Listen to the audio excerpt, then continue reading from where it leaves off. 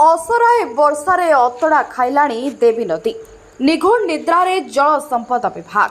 नमस्कार, मु सोनाली स्वागत करुछि जी न्यूज भारत को। न्याली ब्लॉक अंतर्गत तिहुड़ी ग्राम पंचायत पारिमाल ग्रामर देवी नदी पठारे असराए वर्षारे नदीबंध अतड़ा खाइलाणी। आगामी दिन में जलसंपद विभाग द्वारा पदक्षेप ग्रहण करा न कले बंध भांगी जिबार आशंका सृष्टि होछि। न्याली ब्लॉक हजार हजार चाष जमी जलमग्न हो पारिमाल स्थानीय बासिंदा माने नदीबंधर मरामती करने दाबी करिसेंती। मलयरंजन लेंका, कन्हई दास, किशन मलिक, प्रमोद मलिक, बाबुराम मलिक, दिलीप लेंका, साधु बेहुरा प्रमुख दाबी करिसेंती। न्याली दिजपुर महापात्र रिपोर्ट, जी न्यूज भारत।